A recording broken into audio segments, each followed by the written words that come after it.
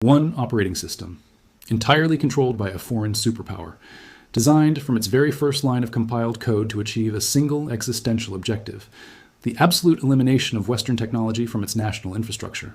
For nearly a decade, the Western tech establishment treated this project as a geopolitical punchline. They dismissed it as a clumsy government prototype, a poorly skinned Windows XP clone, or a fragile Linux distribution stitched together with patch scripts and state propaganda. But while the West was distracted by consumer AI hype, unskippable cloud telemetry, and forced advertising loops in Windows 11, the architecture completely changed. The clunky prototypes are gone. In their place stands a slick, high-performance, structurally independent ecosystem receiving massive systemic core upgrades. Millions of machines across government ministries, military commands, aerospace institutions, and state-owned banks are being wiped clean of Microsoft Windows. In their place, state-directed alternatives like Kylin and Huawei's native microkernel, Harmony OS PC, are executing a total takeover of the physical desktop.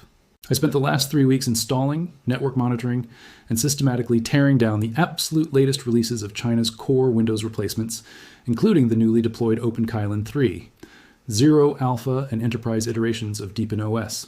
I didn't just look at the user interface or click through the Settings app.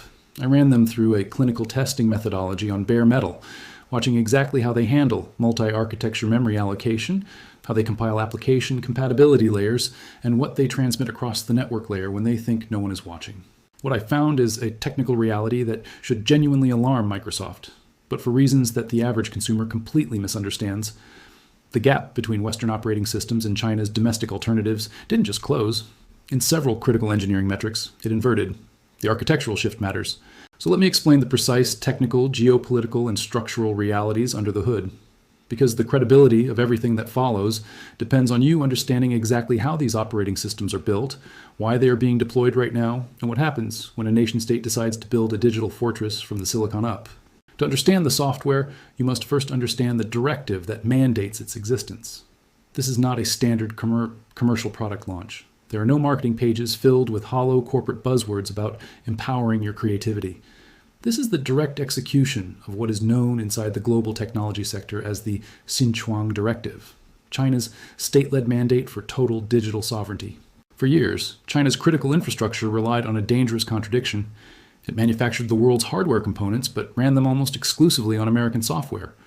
Operating systems like Windows and Mac OS, alongside database architectures from Oracle and virtualization layers from VMware, form the digital plumbing of the world's second-largest economy.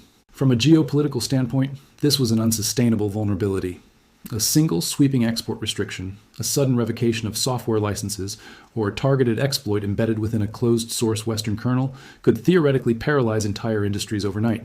The response was a multi-phased strategy to achieve complete architectural autonomy. The goal is what engineers call full-stack replacement, replacing foreign technology at every single layer of the computing stack.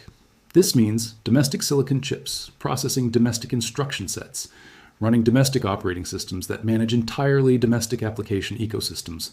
To evaluate how close this strategy is to achieving its goal, I established an isolated hardware-level testing environment. I deployed the latest flagship distributions, specifically Kylin 3, Zero Alpha running its new Linux 7, Zero upstream kernel infrastructure, and Deepin OS 25 onto dedicated bare metal test machines. Every machine was attached to a dedicated managed switch configured for port mirroring. This allowed me to capture every single packet of data, leaving and entering the network interfaces using Wireshark, running continuous 24-hour idle monitoring sessions. I wanted to see what these operating systems do when left to their own devices, how they bridge the application compatibility gap, and whether they are genuinely viable replacements for the most dominant operating system on Earth. We begin with Kylin. Kylin is positioned as China's flagship independent open-source desktop operating system. It is built and maintained by a massive consortium of over 23,000 community developers, backed by thousands of domestic tech enterprises, and spearheaded by the China Industrial Control System's Cyber Emergency Response Team. It is, by definition, an industrial-grade operating system designed for mass civil and institutional deployment. When you boot into the latest version of Kylin, the first thing that strikes you is the UKUI, Ultimate Kylin User Interface. Historically, Chinese operating systems looked like unpolished, legally ambiguous copies of Windows 7. UKUI completely breaks that trend. It is a highly refined, visually cohesive desktop environment built on the Qt framework.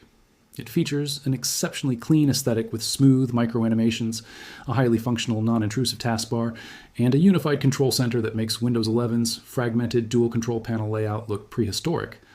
But the real engineering breakthrough of Kylin is not its visual polish. It is its native, fundamental support for multi-architecture silicon. Traditional operating systems are structurally tied to specific CPU architectures. Windows was built for x86 processors designed by Intel and AMD, and while Microsoft has spent years attempting to port Windows to ARM architecture, the experience remains marred by performance degradation, driver instability, and emulation overhead. Kylin does something entirely different. It is compiled natively from the ground up for 4 distinct processor architectures simultaneously: traditional Intel, AMD, x86, ARM, RISC-V, and LungArch.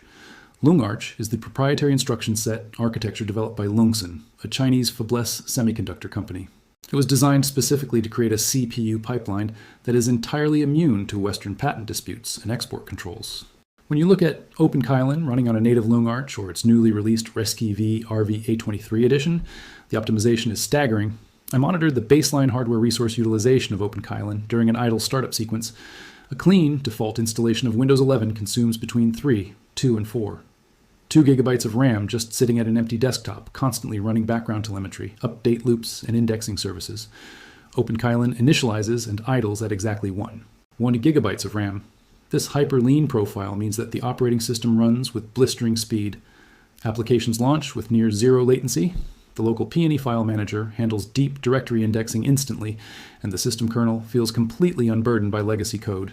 By stripping out decades of backward-compatible Windows baggage and corporate tracking systems, Kylin demonstrates what a modern desktop environment is actually capable of when it isn't spending half its processing cycles serving corporate data harvesters. If Kylin represents the cold industrial backbone of China's digital sovereignty project, Deepin OS 25 is the consumer-facing assault on the global desktop market. Developed primarily by Wuhan Deepin Technology, this operating system is widely recognized in the open source community as one of the most visually stunning desktop environments ever created. But with the release of its latest 25 series architecture, the focus has shifted from aesthetics to solving the ultimate obstacle in operating system adoption: the software ecosystem trap. The biggest reason users refuse to leave Windows is not because they love the operating system, it is because they are locked into the applications that run on top of it. Adobe Creative Cloud, Microsoft Office, specialized enterprise ERP systems, and decades of legacy corporate software form an invisible wall that keeps users trapped. If an alternative operating system cannot run these applications, it is dead on arrival for general consumer and enterprise use. Deepin OS 25 attacks this problem through a dual-layered architectural approach. First, they have built a deeply integrated, highly optimized translation layer based on a heavily customized fork of Wine. In standard Linux distributions, configuring Wine to run complex Windows software is a tedious, error-prone process involving manual terminal configurations, third-party libraries, and unpredictable runtime crashes. In Deepin 25, this entire process is completely abstracted away from the user. When you open the Deepin App Store, you're not just looking at native Linux applications. You are looking at a unified repository where major productivity tools, creative suites, and critical enterprise applications are listed side by side. When you click Install on a Windows native application, Deepin automatically pulls down a pre-configured sandbox container specifically optimized for that exact piece of software. It configures the necessary runtime environments, maps the system calls, and places a native launcher on your desktop. During my testing, the performance of these translated applications was remarkably stable. Because the translation layer hooks directly into Deepin's highly optimized system kernel, applications initialized with negligible translation overhead, running with a fluidity that rivaled native execution on a traditional Windows machine. The second major pillar of Deepin 25's strategy is the native integration of UOS AI, a completely localized, system-level artificial intelligence architecture. Microsoft has chosen to turn Windows 11 into a data collection engine for its cloud-based infrastructure, aggressively pumping local activity, search queries, and snapshot data up to remote cloud networks. Deepin takes the exact opposite architectural approach. The UOS AI assistant embedded within Deepin 25 is designed to prioritize local execution on domestic neural processing units, NPUs manufactured by companies like HiSilicon and Cambrican. The AI handles system configuration optimization, local file content summarizing, automated natural language search across your storage drives, and systemic troubleshooting without ever sending a single text string or file metadata packet outside of your local network boundary. It provides a cohesive, intelligent desktop experience that makes Windows 11 feel fragmented, intrusive, and structurally insecure. While OpenKylin and Deepin are built on top of the heavily modified foundations of the Linux kernel, the most aggressive, technically fascinating structural shift in China's software ecosystem is occurring inside the labs of Huawei. This is the official realization of Harmony OS PC. To truly appreciate what Huawei has done, we must step back and look at the core structure of operating system kernels. Every major operating system you use today, Windows, Mac OS, Linux, Android, and iOS, is built on a monolithic kernel architecture, or a hybrid variation of it. In a monolithic kernel, the core operating system services, including device drivers, file system management, network protocols, and memory allocation, all run within the same highly privileged space inside the processor. If a single device driver encounters a critical error or suffers a security compromise, the entire kernel can be compromised, leading to system crashes, blue screens, or catastrophic data leaks. Huawei's Harmony OS Next and its dedicated desktop counterpart, Harmony OS PC, running natively on custom Kylin PC silicon like the latest commercial MateBook lines, completely abandon this legacy paradigm. It is built on an entirely independent proprietary microkernel architecture. In a true microkernel, the core space inside the processor is stripped down to the absolute bare minimum required to function: basic thread scheduling, interprocess communication, and low-level memory synchronization. Every other major system component, your Wi-Fi driver, your graphics stack, your file system, and your user interface, is pulled out of the core kernel space and run as a series of isolated, unprivileged processes in what is called user space. From an engineering and security standpoint, this is a profound evolutionary leap. If your graphics driver encounters a fatal exception under Harmony OS PC, the operating system doesn't crash. The microkernel simply detects the failure, restarts the isolated graphics process in a fraction of a millisecond, and continues running without the user ever noticing a hiccup. Furthermore, this microkernel architecture allows for a level of cross-device integration that Western operating systems cannot match. Because the core kernel is so incredibly small and modular, the exact same operating system foundation can scale seamlessly from a low-power industrial Internet of Things sensor to a smartphone, to a tablet, to a high-end enterprise workstation. Huawei calls this distributed architecture. It unifies the entire hardware stack into a single software-defined super device. When a companion device is near a Harmony OS PC, the laptop doesn't just view it as an external storage drive. The operating system fuses their hardware capabilities at the kernel level. The laptop can natively utilize the secondary device's cellular modems, its camera array, and its local processing units as if they were physical components soldered directly onto the laptop's own motherboard. There are no pairing menus, no third-party sync utilities, and no clunky network translation layers.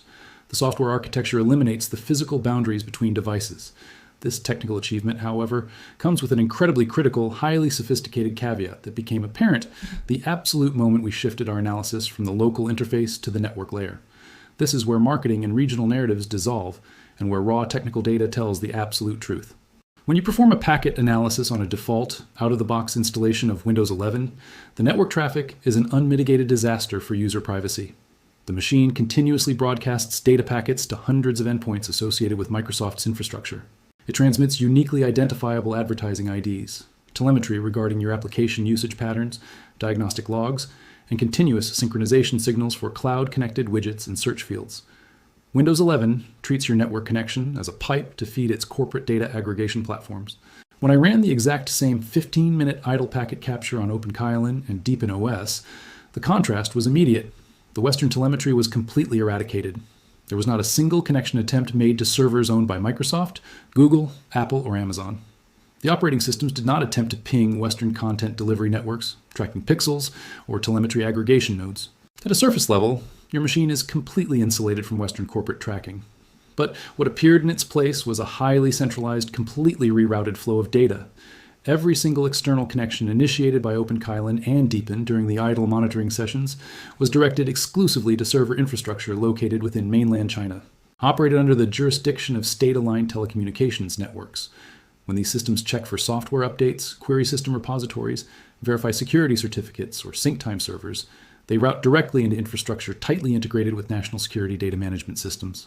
Furthermore, recent updates to OpenKylin 3.0 have actively deployed post-quantum cryptography capabilities directly into the operating system's security stack, hardening these connection pathways against external decryption attempts.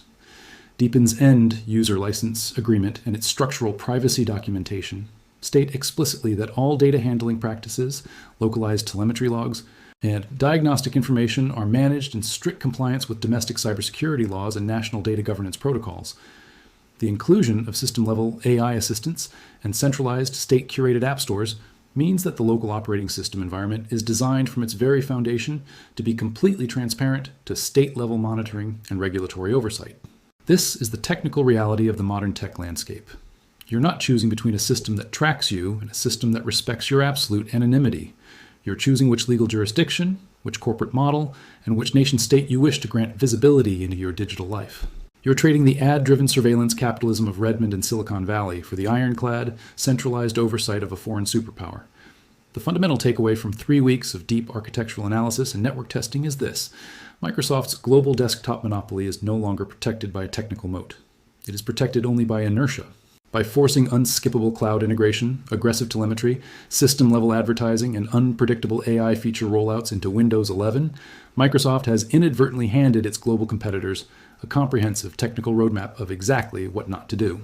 They created a profound market vulnerability, an enterprise and consumer user base that feels increasingly alienated, surveilled, and burdened by operating system bloat. China took that exact blueprint, backed it with unlimited state capitalization, aligned it with a strict national survival strategy, and engineered alternative operating systems that are objectively fast, visually exceptional, and highly optimized for next-generation silicon architectures. They have proven that a modern desktop operating system can run beautifully on minimal hardware resources when it is stripped of legacy corporate bloat. The practical recommendation for the global technology community, however, requires deep technical nuance. If you are a Linux enthusiast, a software engineer, or a hardware analyst looking at Deepin or Kylin purely as an operating system, the underlying engineering is a spectacular technical achievement. The UI components are highly customizable. The native wine integration models are exceptionally clever, and the multi-architecture compilation pipelines represent the cutting edge of open source development. But deploying these platforms as a primary operating system outside of their intended geopolitical region means accepting a system architecture completely decoupled from Western software support networks and an underlying data infrastructure that is hard-routed into state-monitored environments. The technical prowess is entirely undeniable. China's Windows alternatives really did just get miles better. But the underlying network plumbing serves as a stark, cold reminder of the world we now inhabit. In the modern technological era, an operating system is no longer just an abstract tool designed to manage your hardware files and run your applications. It is the ultimate geopolitical boundary line. If you want to understand what your own computer is doing behind your back, don't trust the marketing materials, and don't rely on the corporate privacy policy statements. Download an open source network protocol analyzer, like Wireshark, boot up your current operating system, close all your active applications, let it sit completely idle for 15 minutes, and watch exactly where your machine sends its data. Let the raw network packets tell you whether the software you paid for is serving you or someone else. Subscribe for the complete network isolation deployment guide, advanced virtual machine configuration documentation, and deep structural analyses of alternative operating system architectures.